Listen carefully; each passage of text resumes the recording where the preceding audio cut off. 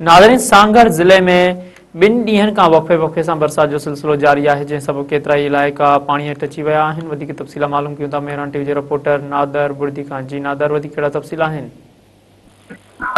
जी बिल्कुल, ज़िले सांगर में जेको आहे 2 ॾींहनि खां वक़्फ़े सां बरसात जारी आहे। बरसात सबबि शहर जा जेके हेठां वारा इलाइक़ा आहिनि, जंहिंमें गलियूं बाज़ार आम रस्ता जेके रोड रस्तनि में जेको आहे पाणी हेठि अची विया आहिनि, जॾहिं ज़मीन में जेको आहे उहो बरसाती पाणी हेठि अची फसलनि खे जेको आहे सख़्तु जेको ख़तरो ॿुधाए थो वञे। शहर जे घिटियुनि में जेको आहे हिन वक़्तु बि पाणी मौजूदु आहे। हिन खां अलावा मां तव्हांखे ॿुधायां त गुज़िरियल जेके 2 ॾींहनि जी जेका बरसात हुई उहो जेको आहे सांगर शहर जे जेके हेठां इलाइक़ा हुआ, जंहिंमें गुलशन कमाल कॉलोनी आहे, गुलशन सावण खान कॉलोनी आहे, हिन खां अलावा जेके ॿिया बि इलाइक़ा आहिनि उन्हनि में जेको आहे हिन वक़्तु पाणी मौजूदु आहे। मां तव्हांखे ॿुधायां त जेको आहे टिपरो पेरूमल चोटियारियूं इन पासे बि जेको आहे गुज़िरियल 2 ॾींहनि खां जेको आहे बरसात जो सिलसिलो जारी रहियो। देवरम जेके इलाइक़ा आहिनि उते बि जेको आहे बरसाती पाणी मौजूदु हुअण करे उते जा रहवासी जेके आहिनि उहे सख़्तु परेशानी खे मुंहुं ॾेई रहिया आहिनि। मां तव्हांखे ॿुधायां त जेको आहे चिरागपुर जे इलाइक़े में जेको आहे बरसात दौरान बाढ़ी बि पहुची वई आहे। हिन खां अलावा